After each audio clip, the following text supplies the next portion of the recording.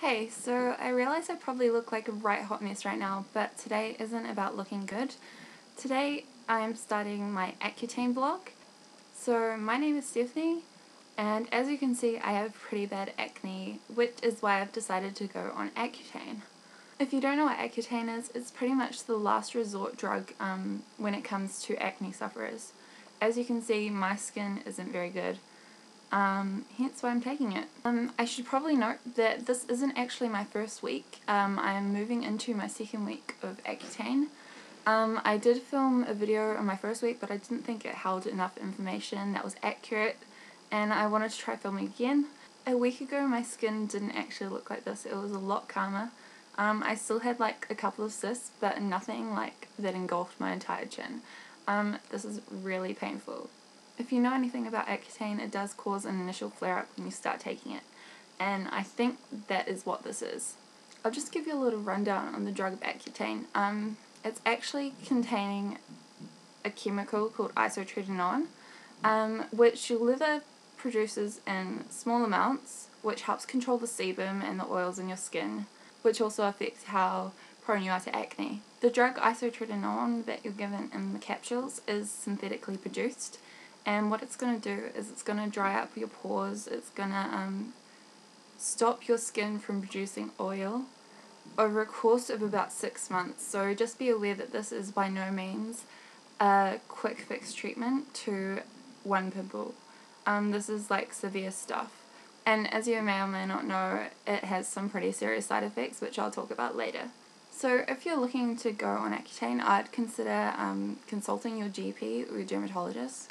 It's good to be aware of the fact that in order to go on the drug, you must have either like severe cystic acne that needs like immediate treatment, or you need to have tried like other drugs and your acne is so persistent that nothing else seems to work, which in my case is true. Other things I've been on include antibiotics such as doxycycline, topical gels such as differin, which is a retinoid, which is similar to isotretinoin but in like a cream form. I use that by itself and also in conjunction with benzoyl peroxide, which I have here. That probably works the best for my skin, but it was obviously not a long-term solution. My acne came back as soon as I ran out of differin. I also used just the benzoyl peroxide gel by itself.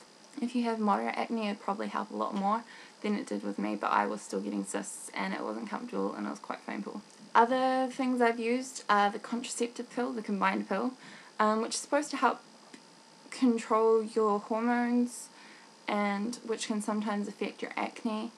For me, it didn't really help at all by itself. I also used it in conjunction with doxycycline and benzoyl peroxide and other things, and it had like little to no effect on me. So I'm not sure if this lighting or the fact that I'm filming on a webcam does my acne any justice. You can still see it and it still comes off quite badly, but in real life it's a lot angrier and redder. As you can see, I've got spots on my face. A lot of this is acne scarring as well, which also qualified me to go on the drug. So if you're looking to go on Accutane, definitely go to your GP. They're going to ask to take a blood test. This is to test your liver function, because this drug can have a hard time in your liver. So it is imperative that you do not drink alcohol on this. I don't drink anyway, so that's not a problem for me, but for other people who drink on a regular basis, you're probably going to have to recheck your lifestyle if you want to take this drug. So you go get your blood taken, you go to the GP the next week. If you're a girl, you're going to have a pregnancy test, and if that comes out negative, then you're good to go. I got mine the day I went to the doctor's, so I got mine prescribed within a week. This is it. It is under the trade name Accutane in New Zealand, also known as raw Accutane, I think in other countries, also Accutane in America I think is the biggest name. I've been prescribed 10 milligrams, 2 capsules a day, so 20 milligrams is my dosage. It might depend on the severity, but I think it's recommended to start on a lower dosage just to get your body used to it as you start off. As you can see, it is quite hardcore. So I think the biggest thing, as I mentioned before, is it is important that you are not pregnant on this drug and it's important that you do not get pregnant on this drug. The most horrifying thing about it is that it can cause birth defects. So here you're just required to take 2 forms of contraception. I've been given the contraceptive pill, and I've also been given a box of condoms, which are not opened. What does that say about my sex life? Another seriously scary, but you shouldn't worry too much about it if this is something you really want to do, is that the drug has been known to cause depression or be linked with depression. There is no clinical studies to prove that this is true, but it's just something to be wary of when you're going into it. Like if you're taking antidepressants, then it's probably not a good idea to go on this drug at the moment. The next common side effect that if you take this drug you're definitely not going to be able to escape is the fact that it completely dries your skin out and your lips, and every pore in your body is going to be left with no moisture. It's important to drink a heap of water every day to keep yourself hydrated from the inside, moisturize your skin really well, and also moisturize your lips to stop them from getting chapped. I was at work the other day for 4 hours, I didn't get a break, and I didn't get to moisturize my lips, and they cracked. To help combat the dryness, I've been using Cetaphil. I'll show you both sides. I've got the moisturizing lotion and the dental cleanser, and these together are really nice. I used them before I started taking this drug actually. And I've also got a Cetaphil Ultra Hydrating for very dry skin, which might come in handy later. I also bought an eye cream. This is just an Elizabeth Arden one, because my under eyes get quite dry anyway, and I wasn't using the eye cream before, so I thought it would probably be good if I just picked one up and started using it just preemptively. And for lips, I've just been using the hell out of my Vaseline.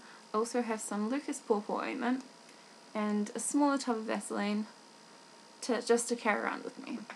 And for my body, I've just been using Garnier, just a generic sort of body moisturizer, every day. If you do already suffer from dermatitis or eczema/eczema, it's important to know that this drug might also contribute to making it worse. It's important to use a steroid cream every now and then if it does flare up, just to control it, and also every day use a really, really good moisturizer. Another thing that this drug does is to make your skin extremely sensitive to sunlight. So it's important to use a really, really good high protection sunscreen on your face and on your body. Now, I haven't really been using it on my body because I've been staying covered up. It's been quite cold here, so I've just been wearing like long sleeves and scarves and stuff. But on my face I have been wearing this. It's SPF 70 Neutrogena. Personally, I hate it. I find it to be incredibly greasy, so I'm on the lookout for another one, because as you can see, my face is like quite shiny. It's not usually this shiny. So other common side effects are that it can also, as I said, dry your nostrils out as well, and this can often cause nosebleeds in some people. The week before I took this drug, I had a cold and I was blowing my nose a lot, and I'm not sure if that affected it, but I was getting some blood up my nose. Let's just put it that way. It's pretty gross, but you know, shit happens, right?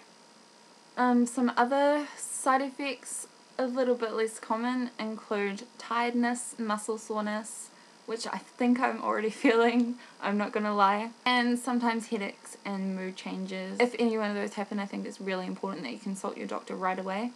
They'll either end up taking you off the medication straight away if that's what's right for you, or else they'll give you something else to ease the pain of the other things.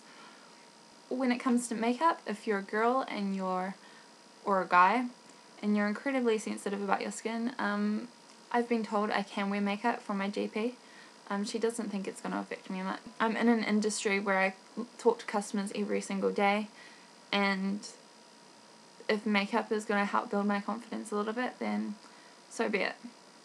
So I think I've covered everything that I've been wanting to cover this last week. I hope I've provided you with a little information if you knew nothing about this to begin with. I hope you follow along with me on my journey, and thank you for watching, and I'll see you next week. Bye!